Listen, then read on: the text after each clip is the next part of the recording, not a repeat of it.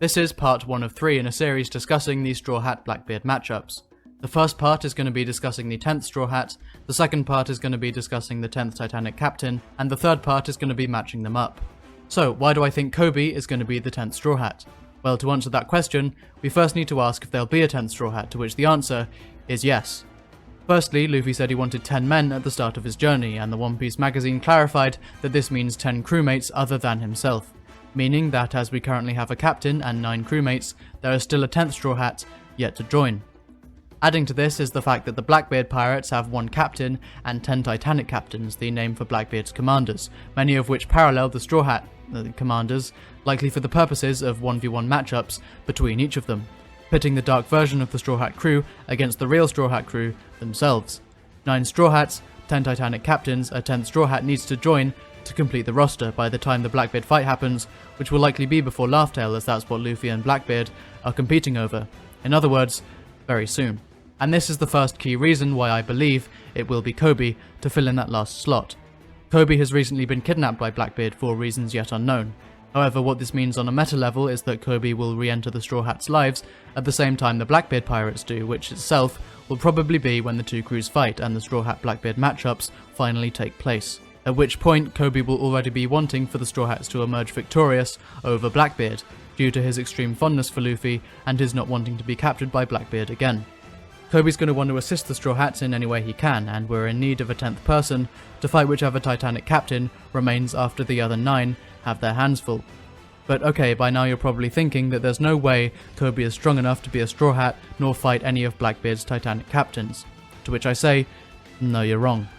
Koby's strength right now is very difficult to gauge, however a clear objective indicator is his rank in the Marines. He's only a captain, the same rank as Axe and Morgan, however something's definitely off here. For starters, Koby simply looks way stronger than that. This scene in the Reverie arc where he swims underwater faster than a torpedo before grabbing and destroying it, all with seemingly very little effort before Helmeppo comments on how strong his haki is a shockingly impressive feat, and a far cry from anything Axe and Morgan could do.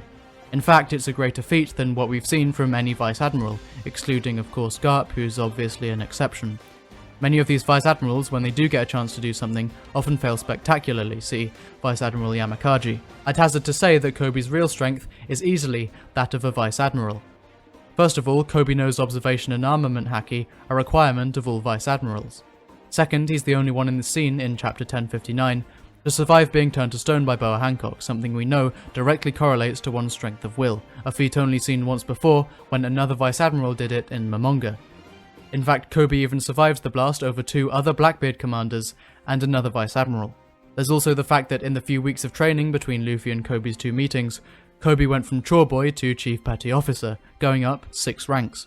So we can assume that this is an average rate for Koby's progress, 6 ranks in a few weeks.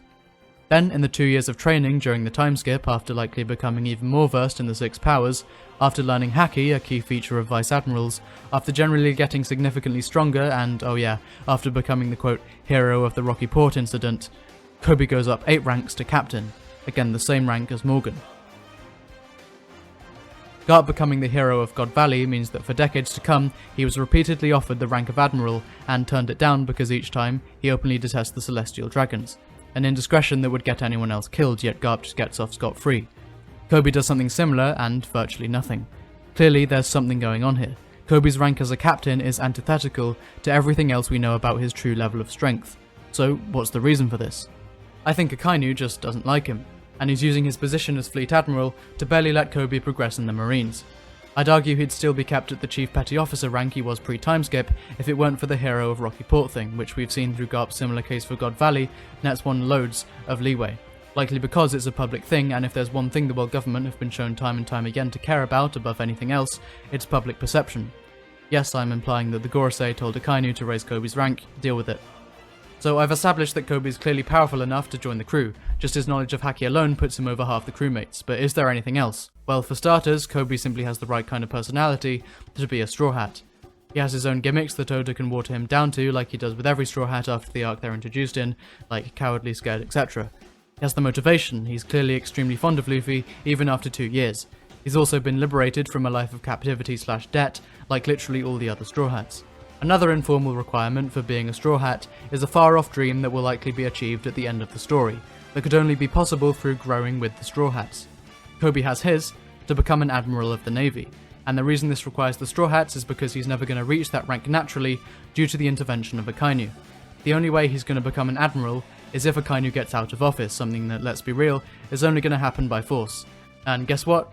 Luffy and the Straw Hats are likely eventually going to defeat Akainu and the current corrupt marine system, and in turn replacing it with one where someone compassionate like Koby would be a prime candidate for a marine admiral. Koby joining the Straw Hats would essentially make the arc of Shellstown the arc where he recruits both his first and last member. Luffy says he wants 10 crewmates at the start of his journey, the irony being that the first person he befriends on that journey will be his 10th. Koby even calls Luffy captain at the end of the arc, and thinking more broadly, Koby is also literally the first person to ever sail with Luffy, as well as the last. Where at the start of the story, Luffy saved Koby from the captivity of a fat ugly pirate who wanted a fruit that would make them beautiful, and Koby became a marine at the end, the exact same thing will happen in the final stretch of the story, only this time, Koby will become a pirate, a Straw Hat pirate. Another thing to be asked is what role Koby would play aboard the ship, like how Nami as a navigator, Jinbei as a helmsman, etc. Well, this is where I want to bring up Film Red. The One Piece films ever since Strong World have always roughly lined up with events happening in the manga. Strong World came out around the time of the Marineford saga and featured an old legendary rocks pirate who went toe-to-toe with Roger, breaking out of Impel Down. Film Gold came out around the time of the Dressrosa arc, and whose main villain was a mafioso working directly for Doflamingo. Stampede came out around the beginning of the Onigashima raid, and featured all the Worst Generation coming together to defeat an Emperor-level character, and also revealed the true name of Laugh-Tale just before the series did. So what does Film Red foreshadow? Well, Koby being a Straw Hat.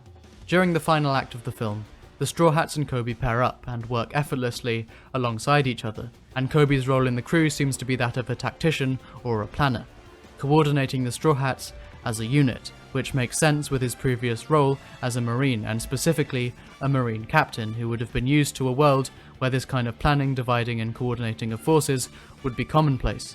And Koby, as the tactician of the crew, while seemingly being a futile job for someone like Luffy, will become more and more useful as we head into the final saga, and need someone to coordinate the forces of the Straw Hat Grand Fleet and all of their allies.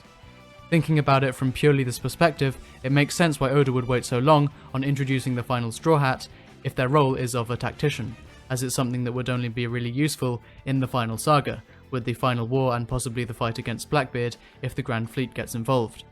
Other things Koby would be useful for is giving us a source of exposition for Sword, its goal, its history and its various members, that could be explained directly to the crew in its entirety whilst also feeling natural. Koby could also possibly expand on his ability to hear what seems like the voice of all things, being able to accompany Luffy in things like being deafened by Zunisha. If, by the end of the series, Zoro expands on this ability as well, which he likely will considering he heard the breath of all things in Alabasta, and the fact that Roger's right hand couldn't hear it and Luffy's crew will eventually surpass Roger's in every way, then that would make the Shellstown crew essentially the voice of all things crew, which is just kinda neat. There's also the simple fact that Koby has long been fleshed out as a character. If there truly is a 10th Straw Hat yet to join, then they're probably going to need someone the general audience will be immediately familiar with, instead of someone who suddenly appears the arc they join. The final thing I want to talk about is Koby's possible Blackbeard matchup. I wanted to save this for part 3, but I think establishing a good parallel between Koby and a Titanic captain works to strengthen the idea that Koby will eventually join the Straw Hats. In my opinion, Koby's eventual matchup is going to be Jesus Burgess. Firstly, on a surface level, they kind of have similar designs. Koby has pink hair, Burgess has purple. Burgess in this case being a dark reflection of Koby. They both have cloth sashes that hold back their hair, and I would kind of imagine Burgess's round-looking eyes caused by his mask would look similar to Koby's round glasses when he puts them on. And considering Koby is often noted to have excellent observation haki, maybe he will put on the glasses in the fight with Burgess to maximise his observation. Aside from that though, I think someone like Burgess would just be a great character for Koby to not only fight, but prove themselves in the defeat of. Throughout Koby's life he has been powerless against much physically stronger people. He was picked on by bullies as a child, then in his introduction in chapter 2, he was powerless against the brutishly strong Alvida. He was powerless against the massive axe-hand Morgan, powerless against the immensely powerful Akainu, and powerless against the terrifying Blackbeard. The common denominator in every single one of these, however, is that despite knowing that he's directly antagonizing a force which he has no chance of winning against physically, he always stands up to them regardless and is saved last minute from their attack by someone else. And Jesus Burgess is the culmination of the same massive, brutishly strong muscle man Koby has stood against in nearly every scene he's in throughout the story. The only difference being this time, everybody else on the Straw Hat crew will be preoccupied. There's no one there last minute to save him, and so for the first time, he has to face the same opponent that he has come up against time and time again since childhood, head on, and prove himself victorious against the epitome of the raw physical power that has so nearly crushed him many times before. Koby isn't as strong as Jesus Burgess, not anywhere close, but strength isn't all there is. Koby has agility, tactics, and most of all, compassion. The same compassion that likely drives his observation haki to be so strong in the first place, as reflected by characters like Queen Otohime, who are said to excel in observation haki due to nothing else than their empathy for others. Where Jesus Burgess is heavy and slow, Koby is fast and nimble. Where Burgess can perform massive Herculean feats of strength that destroy anything in their path, Koby can use shave to dodge them. Where Burgess is at his prime lifting houses, trees and even mountains out of the ground, Koby can swim to the depth of the ocean to escape them. Little by little, David can chip away at Goliath, the champion versus the hero, where one got their respect and title through the crushing of others, the other got theirs through the saving of others. When you think about it, there really is no better match for neither Jesus Burgess nor Koby than each other, and Koby's eventual victory over a beast like Jesus Burgess would immediately communicate both Koby's strength and strengths as a fighter, and someone clearly deserving of a place on the Straw Hat crew.